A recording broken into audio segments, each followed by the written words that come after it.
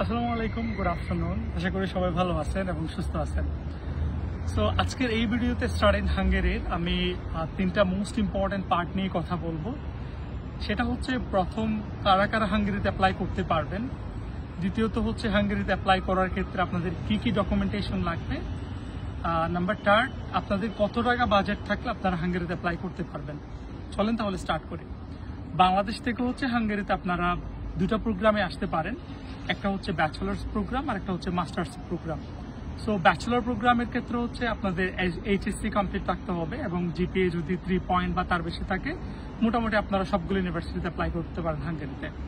আর মাস্টার্সের ক্ষেত্রে হচ্ছে আপনাদের জিপিএ যদি 2.5, আপনাদের সিজিপিএ যদি 2.5 বা তার বেশি থাকে তাহলে আপনারা মোটামুটি হাঙ্গেরি সবগুলো ইউনিভার্সিটিতে অ্যাপ্লাই করতে পারবেন। এই হচ্ছে কারা হাঙ্গেরিতে অ্যাপ্লাই করতে পারেন।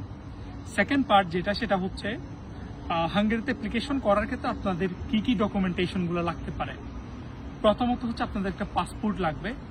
দ্বিতীয়ত হচ্ছে আপনাদের এসএসসি এবং এইচএসসি সার্টিফিকেট মার্কশিট লাগবে। আর আপনি যদি মাস্টার্সের স্টুডেন্ট হয়ে থাকেন তাহলে হচ্ছে আপনাদের যেটা লাগবে সেটা হচ্ছে আপনার প্রত্যেকটা সেমিস্টারের হচ্ছে আপনার মার্কশিট এবং সার্টিফিকেট লাগবে।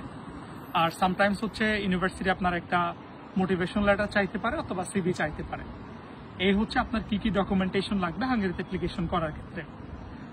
নাম্বার থার্ড, যেটা মোস্ট ইম্পর্টেন্ট পার্ট, মোটামুটি সবাই জিজ্ঞেস করেন হাঙ্গেরিতে অ্যাপ্লিকেশন করার ক্ষেত্রে আপনাদের কত টাকা বাজেট রাখতে হবে।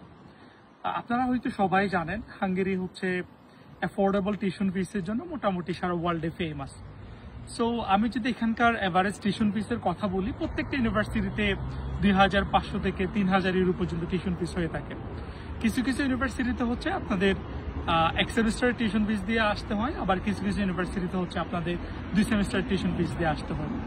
সো আমি যদি 2 সেমিস্টার টিউশন ফিসের কথাই বলি তাহলে আপনাদের বাজেটটা যদি 8 থেকে 10-12 লাখ টাকা হয়ে থাকে বাংলাদেশি টাকায় তাহলে আপনারা হাঙ্গেরি চয়েস করতে পারেন। এখন কথা হচ্ছে হাঙ্গেরি কেন চয়েস করবেন। এখানে আইএলস ম্যান্ডেটরি না।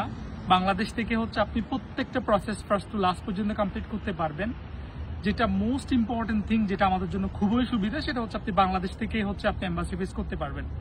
সো যদি আপনার সবকিছু ডকুমেন্টেশন পার্ট সবকিছু ঠিকঠাক থাকে আপনি বাংলাদেশ থেকে ফ্লাই করতে পারবেন।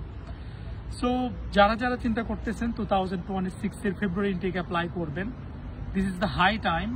মোটামুটি আগস্টের লাস্টের দিকে বা সেপ্টেম্বরের শুরুর দিকে সবগুলো ইউনিভার্সিটির পোর্টালগুলো ওপেন হয়। সো দেরি না করে স্টার্ট করে দেন অ্যাপ্লিকেশন, ট্রাই করেন।